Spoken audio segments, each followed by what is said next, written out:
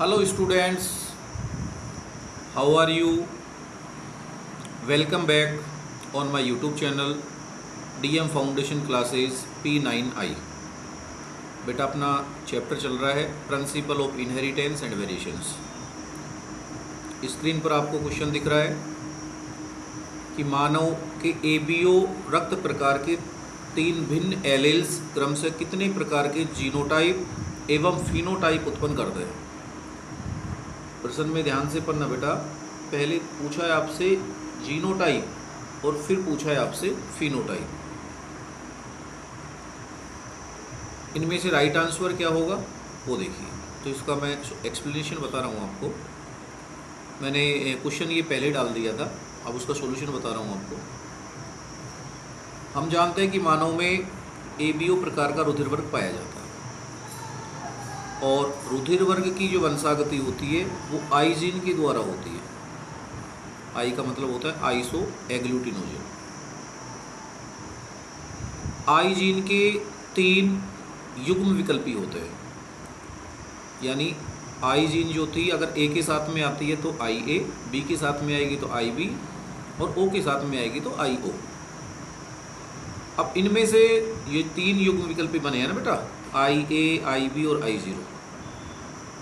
इनमें से आई ए और आई बी ये दोनों आई जीरो पर प्रभावी होते हैं, यानी आई ए और आई बी डोमिनेंट होते हैं, आई जीरो या आई ओ रेसेसिव होता है। और आई ए और आई बी जब दोनों एक साथ आते हैं तो ये एक दूसरे को प्रभावित नहीं करते हैं, बल्कि बेटा साथ साथ अपनी अभिव्यक्ति दर्शाते हैं, जिसको अपन किस नाम से जाने जाते हैं, सहप्रभाविता के नाम से जानते हैं। तो इनका फिनोटाइप और जीनोटाइप अगर हम देखें तो देखो बेटा, ब्लड ग्रुप कितने प्रकार का हो गया, ए बी ओ था, ए पर्सनल आता है तो ए, बी पर्सनल आता है तो बी, दोनों साथ आते हैं तो ए बी और ओ, 4 प्रकार का हो गया। दर्शाते किससे, फिनोटाइप क्या हो गया, ए का आई ए, बी का आई बी हो गया, और जब दोनों साथ साथ आएंगे तो आई ए आई बी हो गया और इसका आई जीरो हो गया। ये तो हो गया इसका फिनोटाइप। जीनोटाइप क्या होगा, हमने आपसे कहा कि आई जीरो जो होता है या आई ओ होता है ये अप्रभावी होता है, तो एक तो ये पर्सनल आ जाएंगे और दूसरा आई ओ के साथ में आ जाएंगे, तो आई ए आई ए, आई ए आई जीरो। ऐसे बी का हो जाएगा I B I B I B I zero. अब बेटा ये दोनों साथ साथ उपस्थित हैं, आई ए और आई बी। अब आप देख सकते हो दोनों साथ साथ उपस्थित होने के कारण से अपनी अभिव्यक्ति साथ साथ दर्शा रहे हैं। ए ने बी के प्रभाव को कम नहीं किया और बी ने ए के प्रभाव को कम नहीं किया।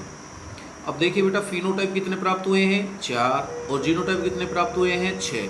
अब क्वेश्चन देखिए, क्वेश्चन में पहले आपसे क्या पूछा गया है, जीनोटाइप, और फिर क्या पूछा गया है, फिनोटाइप। तो जीनोटाइप कितने हो गए, 6, और फिनोटाइप कितने हो गए, 4। तो आपका राइट आंसर क्या हो जाएगा बेटा, बी, 6 एवं 4। थैंक्स बेटा।